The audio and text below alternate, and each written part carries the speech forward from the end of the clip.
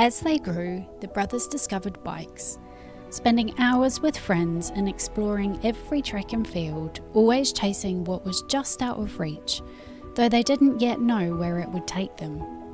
So I don't know that there was ever a big moment where it all started. I just always liked anything with an engine, really. And bikes seemed to be the obvious thing, the obvious choice. So when I was about 11 or 12, Dave and I and a few of my school friends, we spent most of our time riding wherever we could, really, through the fields, on bits of land and a local track. We didn't have much. I used to save up my money from my newspaper delivery round, and we'd cycle to the petrol station to buy fuel. So back then I had a little Honda 50, which I actually got for Christmas.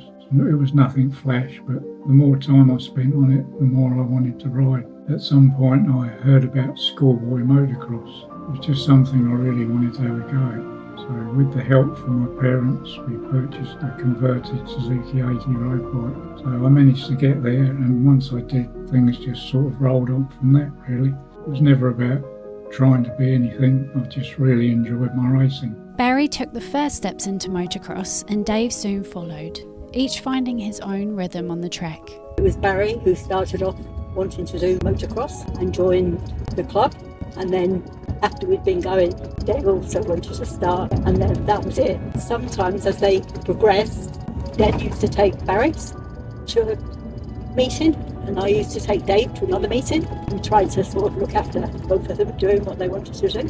Barry steadily progressed through the ranks, moving from schoolboy to expert and racing against some of the best in the country at the time, including Graham Noyce and Dave Thorpe, who would later go on to become world champions.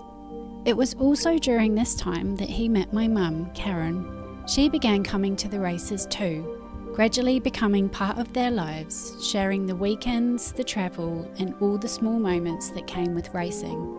Dave also progressed well, showing skill and determination, but crashes, injuries, and bike mechanicals repeatedly tested him.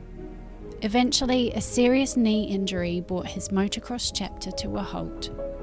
With Dave sidelined and Barry newly married to Karen, the motocross days seemed to come to a natural end, closing one chapter, but setting the stage for what was to come next. Two brothers side by side, and yet each on their own path, both having pushed themselves further than most could imagine. And yet, the story was still far from over.